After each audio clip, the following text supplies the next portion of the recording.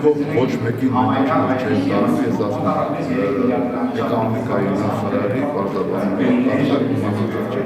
Ճիշտ ասում, որ չեմ կարողանում պայքարել դեմ, օրինական ասում եք, տեսնում եք այդ քաղաքական կամքը, որ իրենք իրենց դեմ պայքարել։ Ձերն եք ասում, դիսին եմ ասում,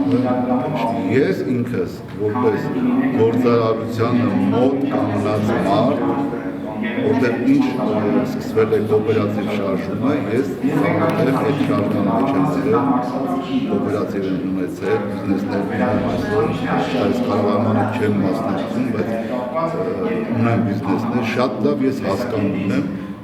թող արտադրեն ինչ արել, ինչ մենաշնորհի մասնախոս։ Ես օրինակ Շաքարավազը, ես ինքս իմ անձնական կարծիքն եմ, ես չեմ համարում, որ դա մենաշնորհ է եւ ոչ մեկ չի կարող։ Բոլորը կարող են արտադրել։ Անկախ նրանից ով է, եթե փորձեն արտադրել, ստացվի, կարողանան իրացնել, իրացման խնդիրն է այդ բան հապոկել։ Գոյություն ունեն խաղեր կանոններ, պայմանավորվածություններ, արի պայմանավորվածություններ, որ կոնկրետ մարդուց պետք է կանոնները ստանան կոնկրետ։ Ես կարծում եմ նման պայմանավորվածություն չի լինում, այստեղ գնի խնդիրն է։